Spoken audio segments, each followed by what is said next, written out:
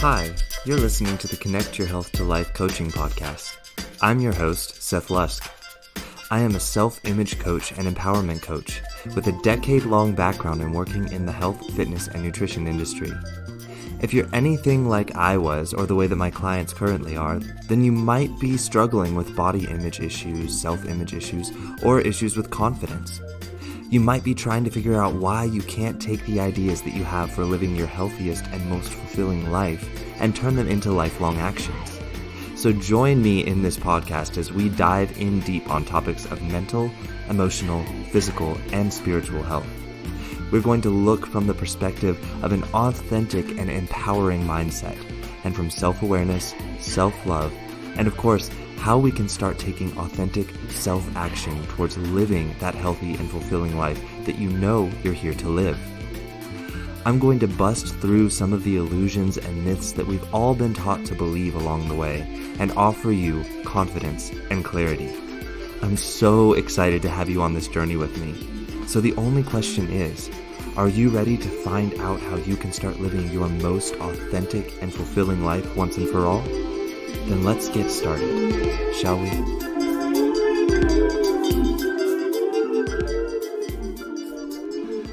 Hey everyone, so to my followers out there, welcome back to the podcast. To those of you who are listening in for the first time this week, welcome. You picked an exciting episode to listen in on for your first ever episode of the Connect Your Health to Life coaching podcast. That's a mouthful. And also, side note, I think all of my episodes are amazing. So you could have picked any episode and it would have also been amazing. But I'm glad you picked this one because it's an important one.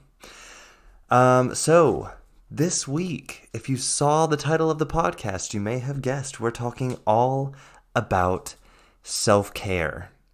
And the reason I chose this week to talk about self-care is because last week I spoke on the podcast about being selflessly selfish, and that it's so important that we choose to be selflessly selfish in the fact that we put our needs first, take care of our needs, make sure those are met, and then we're able to show up in the world in a way where we're so much more full of love and abundance and power and strength and energy and vitality, and we're so much more able to contribute in that way, which ties in perfectly to the subject of self-care, because self-care is the way in which we make sure that our needs are met first.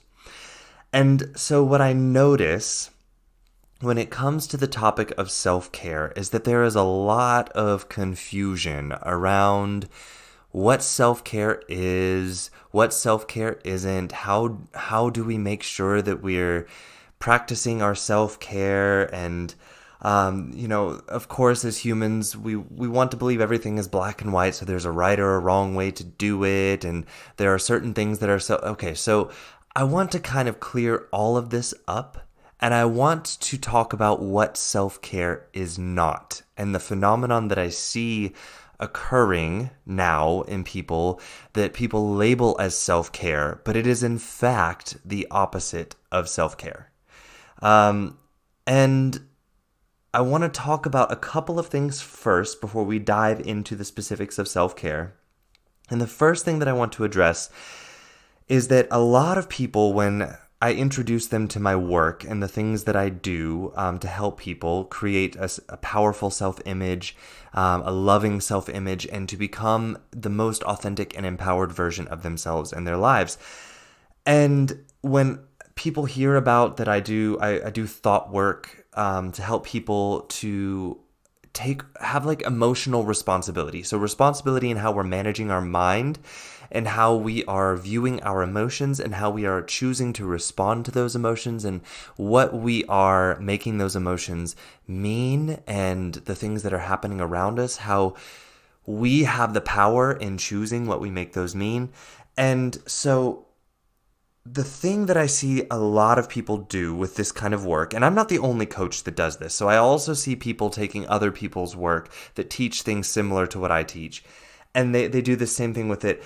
They have this sort of subconscious goal in mind that what they want to do is to feel comfortable and happy all of the time. And that this is the idea of the purpose of life, is to try and get to that point where we're just happy and comfortable all of the time. And what I want to say is, if this is your goal in life, my friends, you're going to be in for a world of suffering because it's not the goal. It never has been the goal. It never will be the goal. It's impossible. And even if it were possible, I would say I don't think you would really want it. I know you think you would want it, but I don't think you would. And we're going to talk about a little bit later why it is that this illusion of thinking that somehow being happy and comfortable all of the time makes us think that that would be a good thing, but why in fact it's actually not. It's really not. And again, I want you all to understand where this comes from, and I've mentioned this in several podcast episodes. Our brain, it's sort of like we have two brains. One brain sitting on top of the other. So we have the primitive brain, which is where, all of our innate sort of, or these things that we have naturally, like our response to fear. When we feel hungry, our stomach starts to growl. So we have this primitive part of our brain, and it's programmed with a lot of very powerful responses in our body. And then on top of that, we have our prefrontal cortex, which allows us to be able to observe what's going on around us and going on in our primitive brain and make decisions with intention. And what I see a lot of people doing in their life is slipping into this autopilot mode where they just allow their primitive brain to have free reign over their life. And they feel at the effect of their brain because they're not using their most powerful tool to their advantage, because they haven't read the instruction manual of their brain. And that's kind of a huge part of the work that I do with people as a coach, is sort of like reading through the instruction manual of their brain with them and showing them like, okay, so this is why this happens. And I understand you've made it mean this most of your life, and so this is therefore why you've chosen to respond the way that you choose to respond. But what I want to show you is that there is another way. There is another option, and in this option, you have power. You have choice. And so that's a huge part of the work that I do as a coach, is sort of handing people the instruction manual to their brain. Okay, so this brings me to the next part of what I want to talk about, and it's a huge problem that I see that we are creating for ourselves in our modern society, and how our culture teaches us to respond to our lives and show up in our lives. Okay? And I addressed this in a video that I did a long time ago on my social media, and it's no longer up, but I think I will put it into a podcast episode maybe another time. I did a video called Human Evolution 2.0, and I was talking about how right now we're faced with a very interesting step in our human evolution. And what I mean by that is that up until now, and I mean, when I say now, I mean like the past, I'd say 200 years. And I know that seems like a very long time, because as humans, we usually live to maybe, if we're lucky, be about 100 years old. So 200 years, over the grand scheme of things, looking at the humanity and how we've evolved from from other animals and things like this, this 200 years is actually a very small period of time. And during this time, we have been faced with a dilemma that our next step in evolution doesn't come with an imminent life-threatening demand attached to it. You might be confused about what I mean by that. So, let's think about this. In the past, the ways which we've evolved were out of necessity. There was literally something that was going to kill us if we didn't evolve. Dinosaurs, like other animals were going to kill us, figuring out how to eat certain types of food or we would die, figuring out how to cook our food so we wouldn't die. Like all of our evolutions up until this point were basically ways to make sure we don't die. And our current society and culture has made it so easy now to live in this apathetic stagnation and to just kind of accept for ourselves that this is just how life is. And the goal is to just sort of like apathetically numb ourselves to any discomfort that we encounter, and to see that, it's like, okay, so if you think about this, the things that are killing us now are diseases that we create within ourselves. We have cancer, we have diabetes, we have obesity. These are all diseases that come from our overindulgence in a lot of different things. Lung cancer from smoking, lung cancer from overpolluting our planet because we can't stop traveling everywhere and putting off exhaust fumes and using so much electricity and needing power plants to create that electricity, and all of the different things that we have in life that are polluting our air, which then creates lung cancer. So we have all of these diseases right now, and many other different types of cancer that are caused by different types of overindulgences in our life. And what I want to offer is that even though we recognize that the things that we're doing could possibly kill us, our current culture and our medical system has provided us with a way that we can almost be like, it's not so important. Because even if I just keep eating and get diabetes, it's okay because I can take insulin. And when the insulin stops working, it's okay, they'll have another medication that can, treat the symptoms of this disease that I'm creating in myself that could kill me. And so we've created this culture in which it's okay to sort of just like ignore the things that we are doing to ourselves that are actually harming ourselves. And we can sort of ignore the discomfort of our apathy and our stagnation. But what we don't see because of this culture is how much that stagnation also then creates more discomfort as we neglect ourselves, as we ignore ourselves, as we neglect our goals, our dreams, and our values. And we are overtly and covertly taught that seeking more in life or wanting more in life is self-indulgent, selfish, pointless, and cruel to ourselves.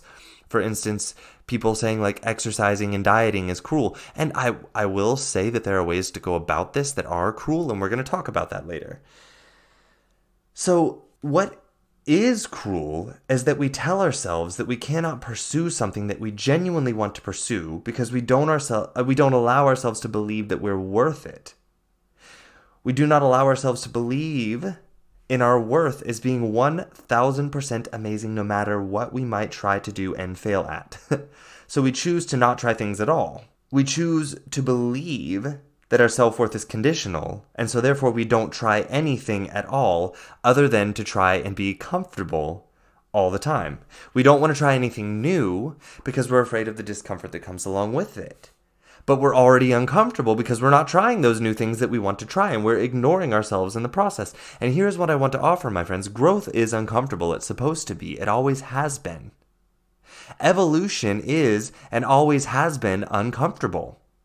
The difference is that now we have the ability to seek that comfort and to numb discomfort all of the time, and that's always available to us. And there is no imminent dangerous threat right now that drives us to seek the discomfort of growth over the discomfort of constantly seeking comfort and the discomfort of being stagnant and apathetic to our dreams and our desire to evolve. And our medical care can cure almost any disease. Almost any disease. And if it doesn't cure it, it will at least mitigate the symptoms for us, enough that we can quote unquote function with them and not die immediately.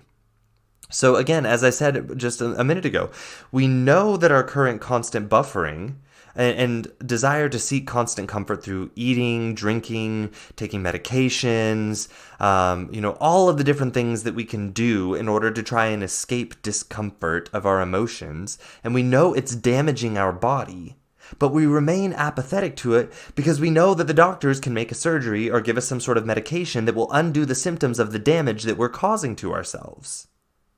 And so we just, quote unquote, deal with that discomfort because we can stay in the familiar discomfort of apathy instead of choosing to move into the unfamiliar discomfort of evolution and growth that requires for us to care for our bodies in a way where we need to choose and see and know its value and worth. And we won't do that. We won't see its value. We won't know its worth because, again, we're looking for other people outside of us to give that to us, and they can't. We have to choose that for ourselves. We have to treat our minds that way and ourselves that way and treat who we are and our self-image with that same care and attention.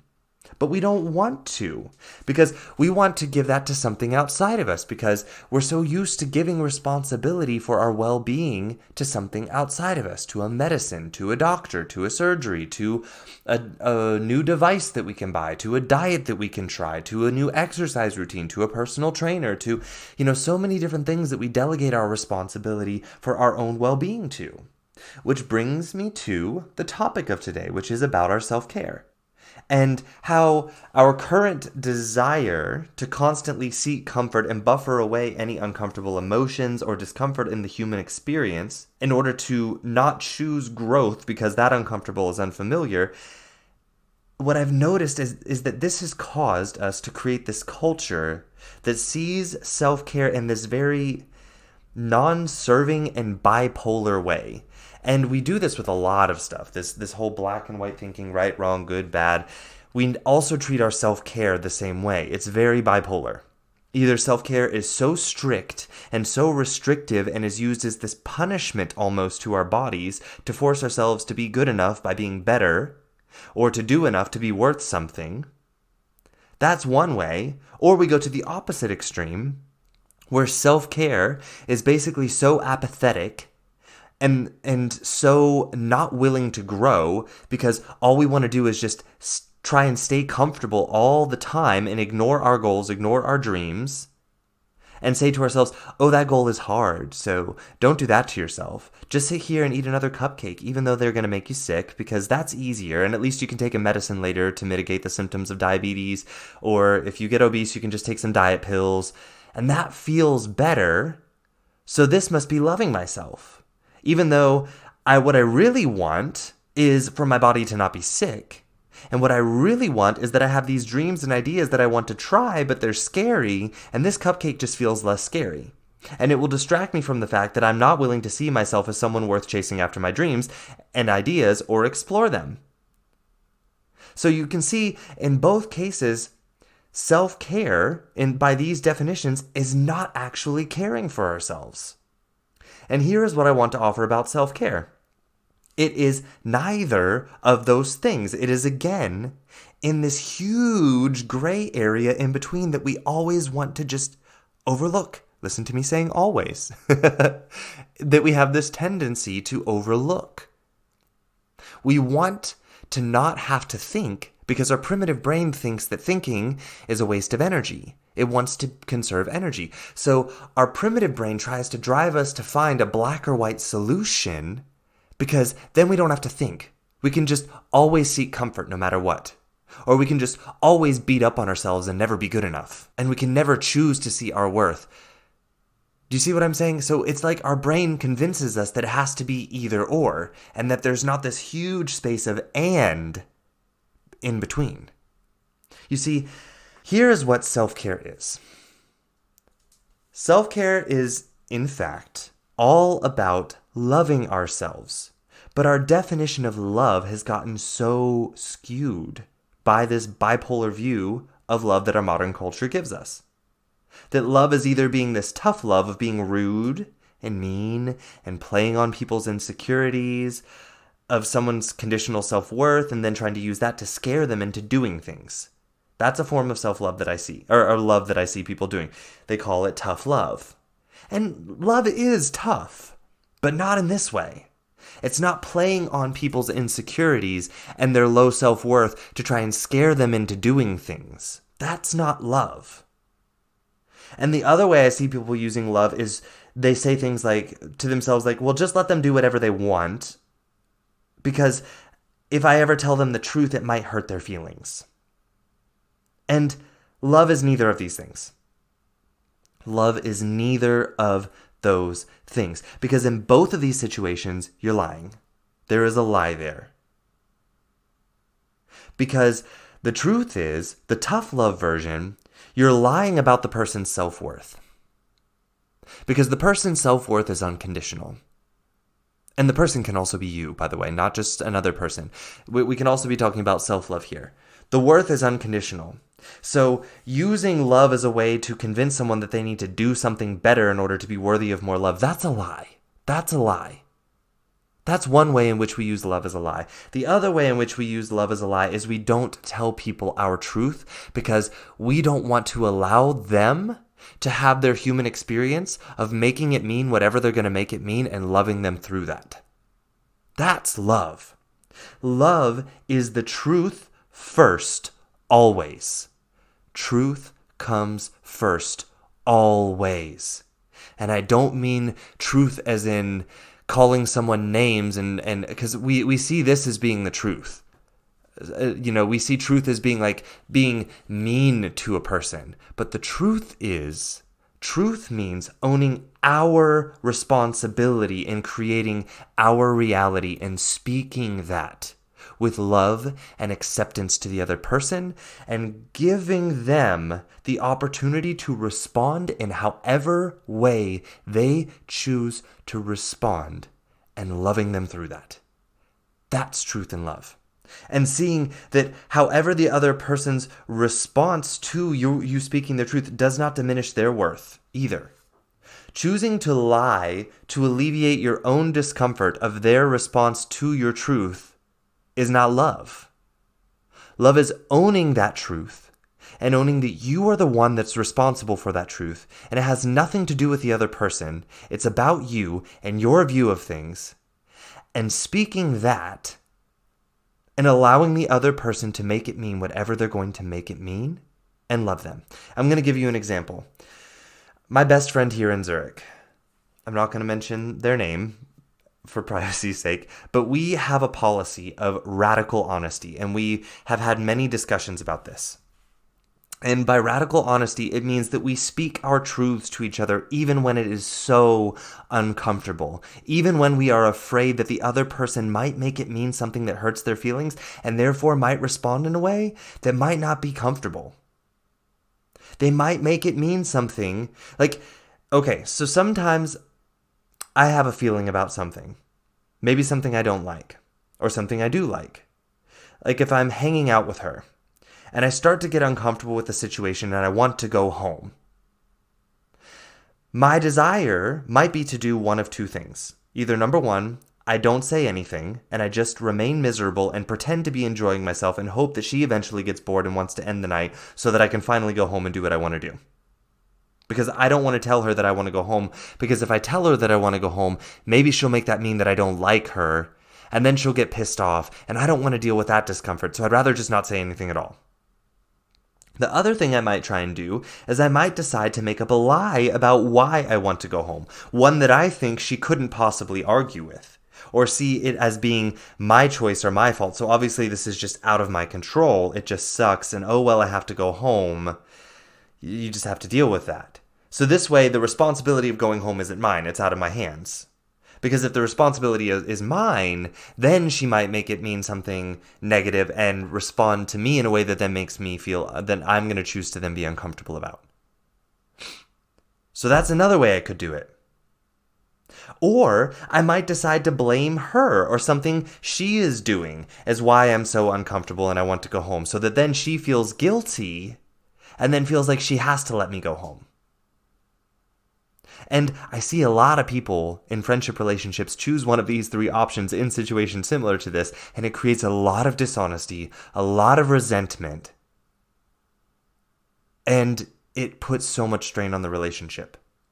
So these are options I could choose, and none of them are love. None of them are. None of them are speaking my truth.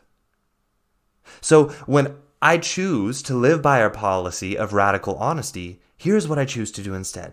I tell her, hey, I'm feeling tired right now, or I'm feeling bored right now, and I'm feeling tired or bored because I'm thinking these things, and this is what I want to do, and why. I want to go home because I feel like if I go home, I can just go to sleep and I'll feel better. Or I don't like this situation because of this happening right now, and I'm worrying about this, and I feel like therefore going home and resting is the most important thing for me to do. And I know these thoughts and feelings are thoughts and feelings, and they are mine, and I'm creating them, and it has nothing to do with you being boring or annoying, and it has nothing to do with anything being wrong with you. I'm just thinking these things, and therefore I feel this way, and what I would like to do is go home right now. So, what comes up for you when I tell you this?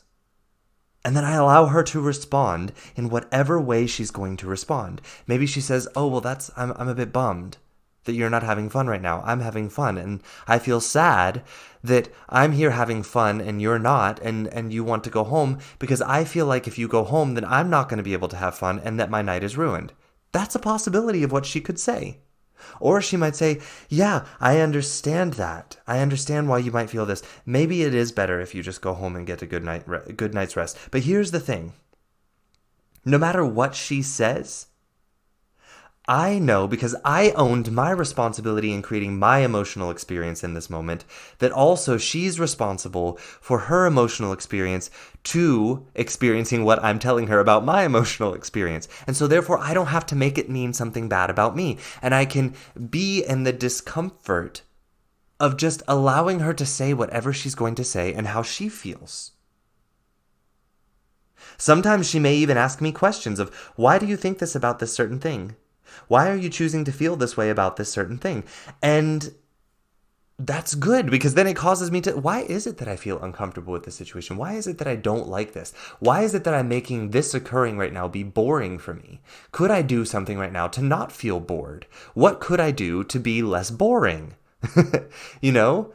Or maybe it's really just that my body is physically tired and I need to go home because I didn't rest enough this past week and I worked too hard and I pushed myself too hard because I wasn't seeing my self-worth.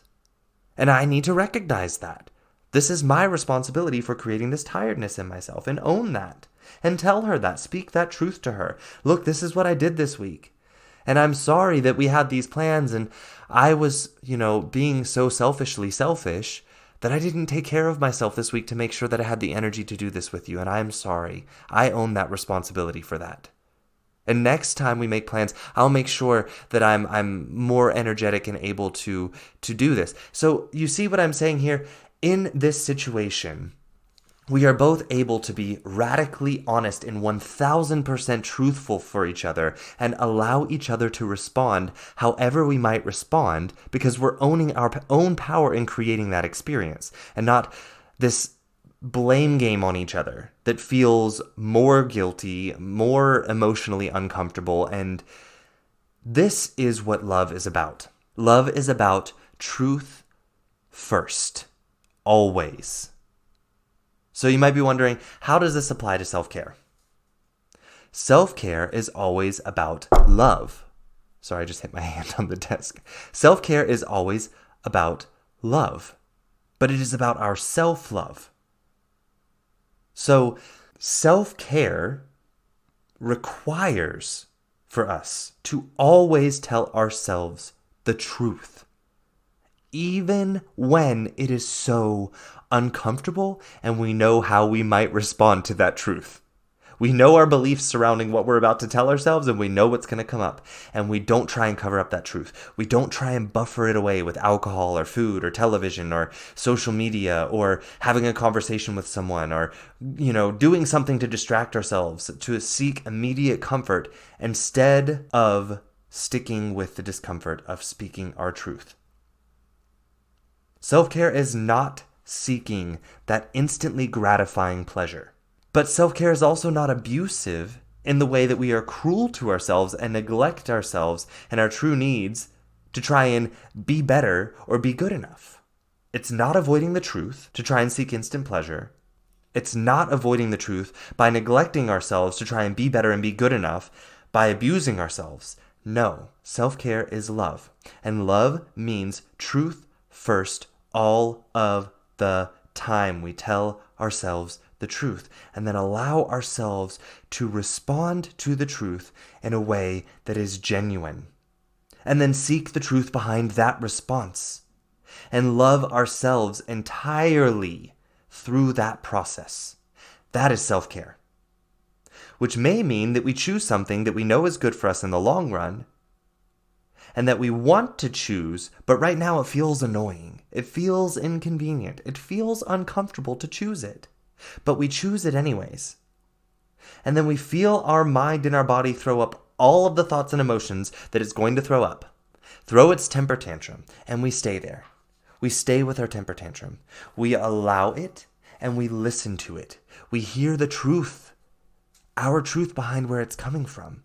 Even though we know that there's a deeper truth there that will uncover the lie in that truth. That is our truth right now. And we speak it unashamed, without guilt, because we're not going to judge ourselves for it. We are going to love ourselves into the depths of that truth until we find the illusion that is causing the pain. Instead of trying to find the nearest escape route to get away from it in food, alcohol, sex, TV, medications, social media. So you might be wondering, what is self-care then?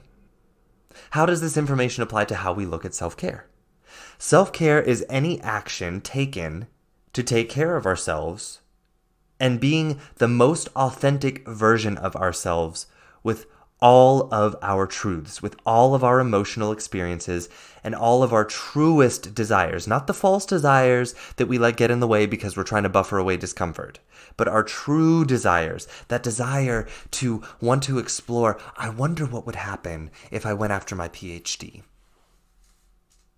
It's going to be hard. It's going to be uncomfortable. I'm going to have to save money. I'm going to have to not go out to the bars with my friends. I'm going to have to not buy new clothes every week. I'm going to have to study a lot. But I have this desire to want to go after that. And I don't know why that is, but I have a desire to go after it. And I want to feel the expansiveness, the growth, and the love of going through that experience for myself to find out the truth that's there. That's self-care. So some actions that we could take that would be self-care. Eating healthy foods. Exercising, reading, studying, practicing a new skill that we want to practice, getting a massage, taking a bubble bath, buying ourselves clothes that truly and authentically express ourselves without caring what someone else might think about it or how weird they might think it looks, meditation. These are all actions that can be self-care. So now I want to give you some examples of actions that we call self-care but actually aren't. Eating healthy food, exercising, reading, studying, practicing a new skill, getting a massage, taking a bubble bath, buying ourselves clothes that express ourselves authentically, and meditation. And I know some of you are scratching your heads right now. You're like, okay, he's completely lost it. Because in case you didn't notice, yes, the list that I gave you were exactly the same. And you're like, huh? So here's the thing. The action itself is not the self-care. It's not the self-care. It's the intention behind it. And how authentic it is towards you being your most authentic version of yourself and speaking your total truth to yourself, unashamed and unafraid of the discomfort that might come up. So let me give you some examples here of how the same practice could be self-care, but can also be self-abuse. So let's look at a really obvious one. Exercise. I see people use exercise as a form of self-abuse all of the time. So exercise can become self-care when I say something like, okay, my body wants to move. My body wants to feel healthy and vital and alive. And so moving my body in a way that expresses that, the life, the energy, the strength that it has within it, that's self-care. And sometimes that might be lifting weights. Sometimes that might be going for a walk. Sometimes that might be stretching. Sometimes that may be doing a couple push-ups, doing a couple sit-ups. Sometimes it might be going for an hour-long run because you want to celebrate how your legs can move. And I, for one, am here to tell you, my friends, I've had some of the most amazing experiences going for long runs. and really connecting with my body and like celebrating it and loving it through the whole run. This can be self-care. Where it becomes self-abuse is when, oh my God, I can't believe you ate that yesterday. Look at how fat you're getting. Look at how big you're getting. Oh, you ate all of those calories. You better get to the gym and exercise those calories off. Look at how disgusting you are. You're never going to have a sexy body unless you get out and start making yourself run every day. You're never going to lose weight if you don't hit the gym 5 or 6 times a week and really push yourself. So no one's ever going to love you until you get down to a size that's lovable. So you better get to the gym and exercise. Do you see there the difference? The same action with 2 different intentions. One is so cruel and abusive to the body. And one is about celebrating your connection to your body, the vitality of it, your love of it, its ability to be in life and move. Eating healthy food. Some of you might wonder how that could be abusive. Well, it becomes abusive when you are literally starving yourself because the goal is to just lose weight. And so you starve your body to death with quote unquote healthy foods because you're not acceptable yet. Nope, we're not small enough yet to love ourselves. My skin's not clear enough yet for me to love myself. My body doesn't feel good enough yet for me to love myself, so I have to keep restrict. Versus being every opportunity, every time I feel genuine hunger. Not the hunger of wanting to stuff my face full of food to avoid feeling an emotion or experiencing an experience, or to just kind of try and escape life, or to think that food gives me, comfort and joy in life. That's not what I'm talking about. But when you feel true hunger, like real hunger in your body, and have that opportunity to celebrate putting nutritious food into your body and feeling your body celebrate getting to break that food down and put it into your body in ways that makes it feel so good and vital and energized and strong and awake and alive and healing. This is eating healthy food in a way that is self-care. That's self-care with eating healthy food.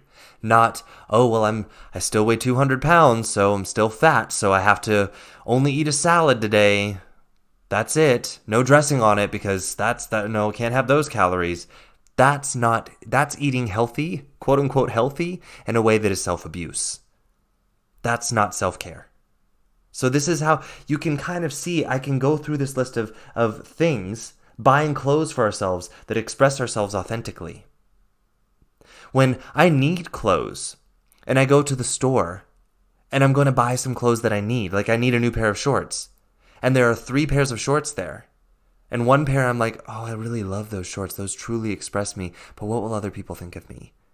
They're kind of a little bit maybe weird looking. They're not really what's in style right now, maybe.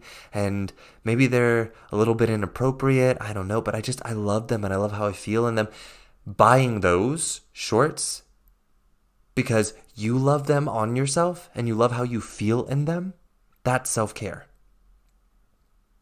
Whereas, oh my God, it was such a hard day at work and, I hate my life. I'm still not making enough money and I just want to be making more money and God, life is so stressful and I have all these bills and you know what? I'm just going to go shopping and buy myself a bunch of clothes that I really love.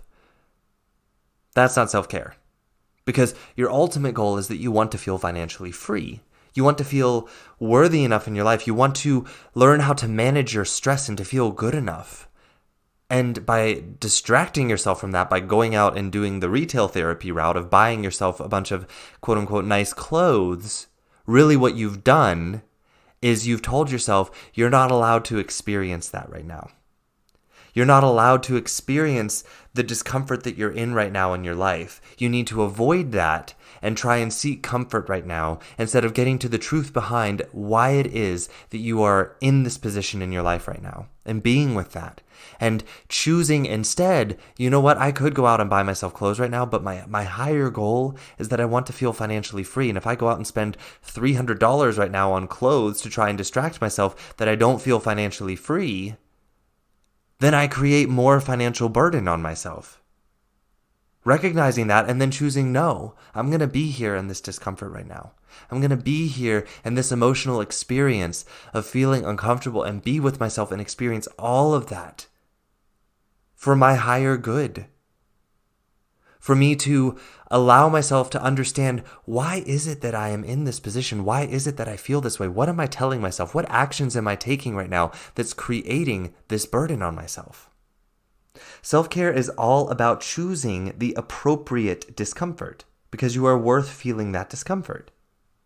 You are worth experiencing the full human experience versus choosing all of the time to try and experience, and I love this term, inappropriate comfort.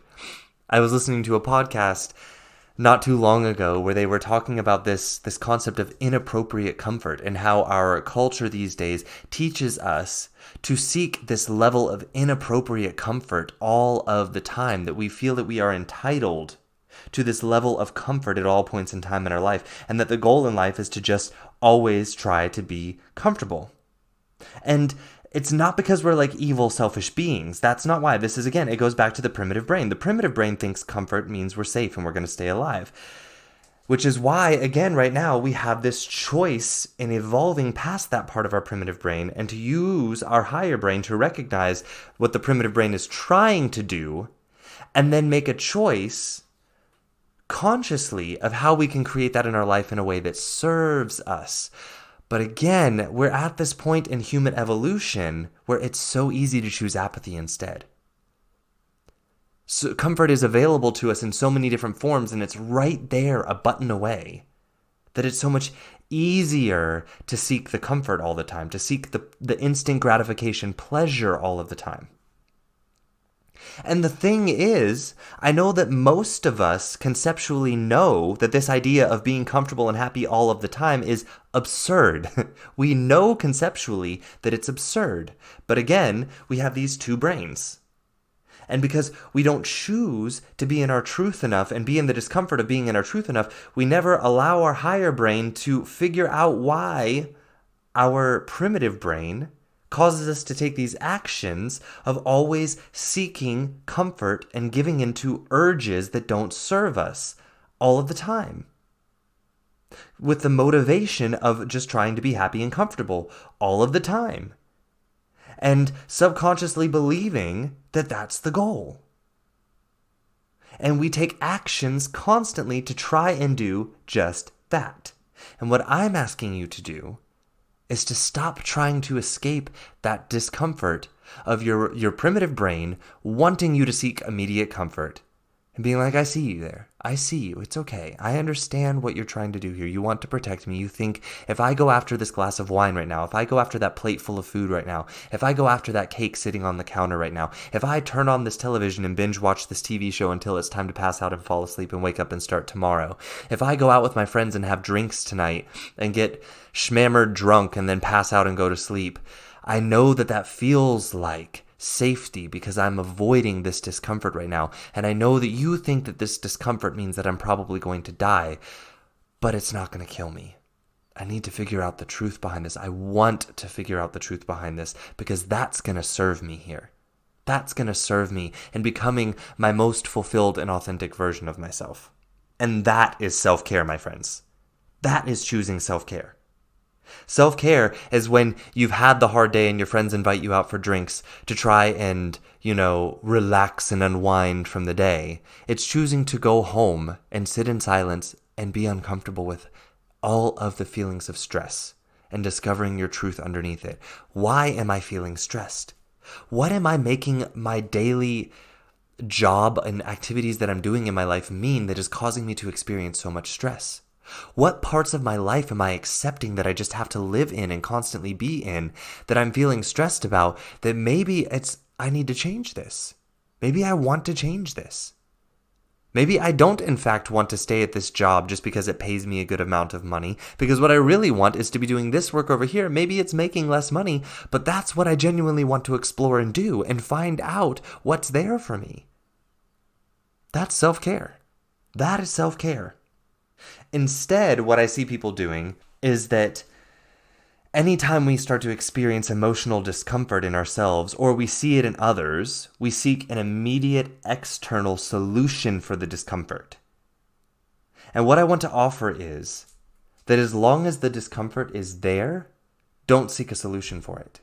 Allow it to process. That is self-care. Instead of seeking food, alcohol, medications, removing stuff from your to-do list so that you feel less stressed, turning on the television, whatever it might be, looking at Instagram, Facebook, those are our desire to seek an immediate escape from our emotional experience. And what I want to say is when you notice that urge come up, don't feel bad about it. Don't try and then escape that urge. Be with it. Let it be there. Let that urge be there.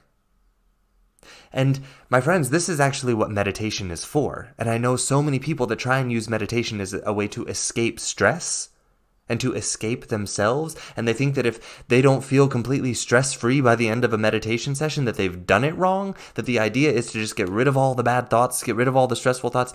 What meditation is about being able to be still in all of that chaos going on in your brain and to open yourself to it and just listen. Just let it be there and recognize you're the being that gets to allow the space for all of that to occur in. Just see it happening. Watch it. Feel it. Let it process. Let the truths come out of it that are uncomfortable to see, that are going to show you your responsibility in creating that situation and creating that emotional experience that you are then punishing your body by trying to avoid. That's what meditation is about. That's what self-care is about. Here is something you can do to try and notice whether or not you're trying to be comfortable all the time or if you're trying to immediately solve for discomfort, okay? So I'm going to say something, and then I want you to think, first response that comes up. Okay, so you just lost your job. You got fired. Now what? What is the first thing that just popped in your head when I said, you just got fired? Now what? If it was anything but sitting with yourself, feeling all of your feelings about being fired, hearing all of your thoughts about being fired, listening to everyone in every detail, giving them space and time to process without other people around, without food, without alcohol, without medication. If your immediate reaction was anything but that, then your solution was to escape the emotional experience and to try and get to comfort as fast as possible. So here's another one. Your spouse just asked you for a divorce, or your significant other just broke up with you. For my single listeners out there, you just got stood up on a date. Now what? If the solution involved reaching for a glass of wine or a glass of some alcoholic beverage, going to the kitchen to grab food, going to a restaurant to grab food, calling a friend, yelling at someone, going to the gym, if it involved anything other than going and finding a silent space to be alone and be with your thoughts and feelings completely sober and completely open to all of it, just being there, and you choosing to be in the discomfort of being with them, if your solution was anything but that, then your solution was an escape route. Do you see what I'm getting at here? I could come up with example after example after example here, and this is an exercise that I do with a lot of my clients to show them their subconscious programming to try and escape emotional discomfort immediately. I'm not saying this because I want you to feel guilty about your desire to escape the emotional discomfort immediately, but it's because I want you to become aware of that desire and how powerful it is and how present it is in your life right now. So this is the first step to being able to choose the path of not trying to escape it. I want you to think about something else here, because I know that some people, even though we conceptually know the idea is not to feel happy all the time, because that's absurd, I want you to understand the importance of contrast in the human experience and why it's important for us to experience all of our emotions, even anger, even sadness, even annoyance. Why it's so important to experience all of those emotions fully, not just the ones and the intensities that we don't mind feeling. It's about allowing ourselves to experience all intensities of all emotions. And that doesn't mean reacting to them. It means experiencing them. And there's a difference. And I talked about that in a previous episode. I'll talk about it again. But right now, we're not going to jump into that. So here's what I want you to do. I want you to imagine a piece of paper with a lowercase I written on it. Okay? There's a lowercase I written in the middle of the piece of paper. You can see the I. Now I want you to zoom into the dot on top of the lowercase I. Zoom in so closely that all you can see is the blackness of the dot of the letter I. I forgot to mention the piece of paper is white, the letter is black, because that's typically how print is done. Okay, so this is all you see. So now, tell me, what are you looking at? You might say ink. You might say black. You may even see that I'm looking at the dot to the top of the letter I because you know what it is because I told you what it was. But say I didn't tell you. You would probably say I'm looking at black. But what you wouldn't say is I'm looking at the letter I. If you did not know that it was the dot on top of the letter I, then you would not know that what you were looking at is the dot on top of the letter I. Because you're so zoomed in that you can't see the whole letter. You can't see the space, the whiteness around the letter. You can't see the line below the dot to know what it is you're looking at. So now I want you to zoom out to where all you can see is the dot and the whiteness around the dot. What do you see? You may see I see a circle. You may say I see a dot. What you're not going to say is I see the letter I. But my friends, what you are looking at in both of these examples is the letter I. But you don't see it because you're focusing on one tiny part of it. And so that becomes your entire reality. And therefore, you can't experience the full reality of the letter I. And what I want to say, my friends, is when you try to feel only certain emotions all of the time and certain intensities of them, what you are doing is zooming in on one tiny part of your amazing experience of being a human and making that be all of your experience of being a human. And so therefore, you don't recognize the full experience of what it is to be a human. You miss out on the letter I because you're too zoomed in on one specific area. You need the contrast, my friend, in order to know what it is to be human. If you were happy and comfortable all of the time, you wouldn't even know that you were happy or comfortable because you wouldn't know the contrast to know that this is happy and comfortable. And my friends, because we're seeking that comfort all of the time and seeking that happiness all the time, we end up experiencing discomfort because we're trying to negate the whole other side to our human experience. Self-care is choosing with intention to experience all parts of your humanity with intention, compassion, patience, openness, acceptance, and love, which means that the truth is always allowed to come out, no matter how uncomfortable it might feel, no matter how afraid you are of seeing it. You choose because I love you, me. You're speaking to yourself, I love you, so I'm going to step into this fear. It's choosing to experience that moment with yourself in all of its discomfort. And choosing that discomfort with so much love and patience and priority and accepting and allowing yourself to be what you truly are in that moment. And that is a powerful space to be in, my friends. It is a powerful space to let yourself experience that. Emotions, I tell my clients this all the time, they are a powerful spotlight. Every single one of them. They're a tap on the shoulder to say, hey, love, I know it's hard. But I want you to look right here. Look right here. There's a thought there. There's a belief there. I know it's scary. I know that you may have tried to forget about it. And you don't want to think about the fact that you're carrying it around with you. So why don't we go to a quiet place right now? Be alone with all of this. And let's figure out together which parts are still serving us and why. And which parts aren't and why.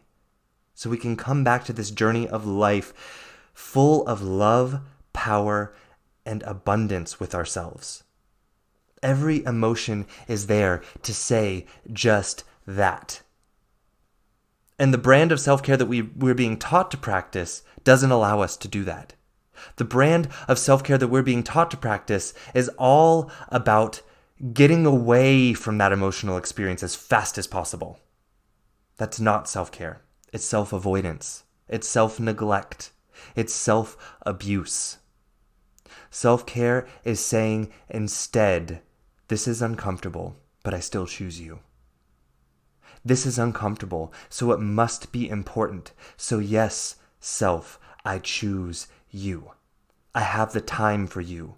You are important enough for me to be in the discomfort by choice for you. Because I want to get to the bottom of this. I want to have understanding. I want to have compassion, acceptance, and love and empowerment for myself again. I don't want to judge myself and feel guilt and try and seek temporary numbness because of the pain that I'm creating in myself by resisting and escaping over and over and over and over again. Self-care is about carefully choosing to sit in all of your human experience, in all of that discomfort, choosing the appropriate discomfort for you. That is the process of love and self-care. And then we stand in that newfound strength and bond with ourselves because we recognize I'm here for you, and I will always choose you. No matter how uncomfortable it might be, and we're so busy out there waiting for someone else to say this to us, when what we really want is to do it for ourselves. That's self-care, my friends. So it's a truly selflessly selfish act of choosing that uncomfortableness, because we're willing to do that so that we can have our full human experience and love it. And when we're able to do that for ourselves, guess what? That overflows from us. That love overflows from us. That openness overflows from us and out into the world around us. And we allow those around us to experience their full human experience because we're no longer making it mean something bad about us when they react with anger, when they react with rage, when they react with disgust, because we understand that this is their human experience. And we don't try to buffer it away from them. We don't try and take it away from them by attacking back. We instead are able to hold the space for them like we held for ourselves, for them to be in that human experience as long as they need to find the truth of love on the other side of it. We see self-care as being self-indulgent, but I think it's because of the way that we look at self-care. We look at self-care as being escape routes, when what self-care is stepping with fierceness and love into the fire of discomfort for ourselves. Because we say to ourselves, I love you and I'm willing to do this for you. Self-care creates more love in us and therefore more love in the world around us. My friends, self-care is fierce. Self-care is uncomfortable, but it is the discomfort of love. It is the discomfort of fiercely seeking the truth for ourselves. So, if this sounds like something you want to dive in deeper into, my friends, I promise you it is the most important work you can ever do. And I know a lot of people think it's self-indulgent, but I've just shown you how in this episode it is not self-indulgent. It is the most selfless and powerful thing you can do for yourself and the world around you. Self-care is so deep and powerful. It's not about the escape routes. It's not about numbing devices. It's not about neglecting yourself or anyone around you. It is about fiercely choosing love over and over. And I'm here to guide any one of you into that journey of self-care, self-image, self-love, and show you how to do it with the most powerful and fierce love. All right, my friends, that's all I have for you this week. I can't wait to talk to you all again next week. For now, go out and practice that fierce self-care. choose the appropriate discomfort. I love you all. I'll talk to you next week. Ciao. Hey, thank you for listening in this week. I hope you enjoyed the content of this episode. If you did, please subscribe or follow this podcast to receive the newest episodes every week as I bring them to you here on the Connect Your Health to Life coaching channel. Ratings, reviews, and comments are always appreciated. These allow me to know more of what my listeners would like in the podcast and allow for more people who may be searching for a podcast just like this one to find the Connect Your Health to Life coaching channel. If you would like more information about me and the work that I do with my clients one-on-one, then please visit my website at www.slch.ch. Again, that is www.slch.ch. You can also find me on social media on Instagram at SethLusk_coaching. Again, that is SethLusk_coaching. And on Facebook in my free Facebook group community called A Healthy Life Connection. We would love to have you in the group, and it's only 3 membership questions that you have to answer to join, and again, it's entirely free. And if you need any further information or just want to say hello, feel free to send me an email directly at slusk.health@slch.ch. Again, that is slusk.health@slch.ch. Thank you again so much for listening, and I look forward to our next time together. Ciao.